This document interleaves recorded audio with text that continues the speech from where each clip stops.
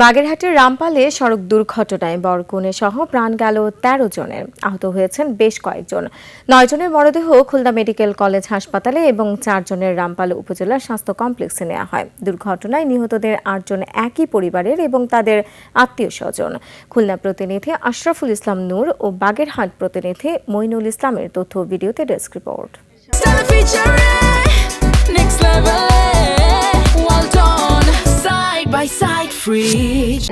আমার পরিবারের সব শেষ। এই কান্না স্বজন হারানোর। খুলনা মেডিকেল কলেজ হাসপাতালের সামনের দৃশ্য এটি।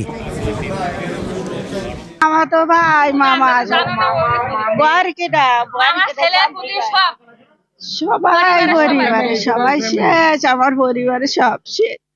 আমি বরকে আমি জানি না বরকে ছিল 26 বয়স ছিল।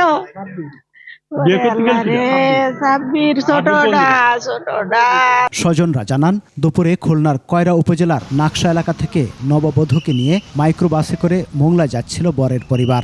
উপজেলার বেলা ব্রিজ এলাকায় আসার পর বিপরীত দিক থেকে আসা নৌবাহিনীর একটি বাসের সাথে মুখোমুখি সংঘর্ষ হয়। এতে ঘটনাস্থলেই মারা যায় অন্তত 4 জন। 13 জনের ভিতরে রয়েছে যার বিয়ে হচ্ছিল, ওর নাম সাব্বির, ওর ওয়াইফের নাম মুন্নি এবং ওয়াইফের একজন আত্মীয়, ওনার নাম মনোয়ারা।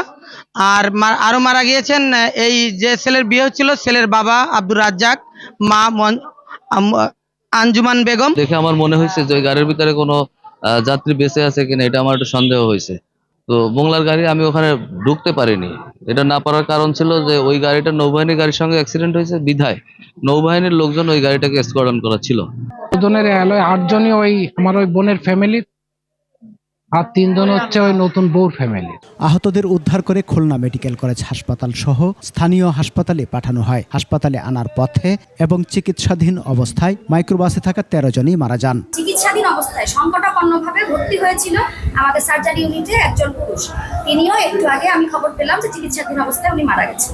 নিহতদের মধ্যে মোংলা পৌরসভার 8 নম্বর ওয়ার্ড বিএনপির সভাপতি আব্দুর রাজ্জাক, নববধূ মার্জিয়া, বোন লামিয়া, তার নানি এবং বর ও কনেপক্ষের 8 আত্মীয় স্বজন রয়েছেন। নিহত 13 জনের মধ্যে নারী 4, শিশু কিশোর 5 এবং পুরুষ 4 জন। সবার বাড়ি মোংলা উপজেলার শেওলাবুনিয়া এলাকায়। সমর ইসলাম, 21 টেলিভিশন।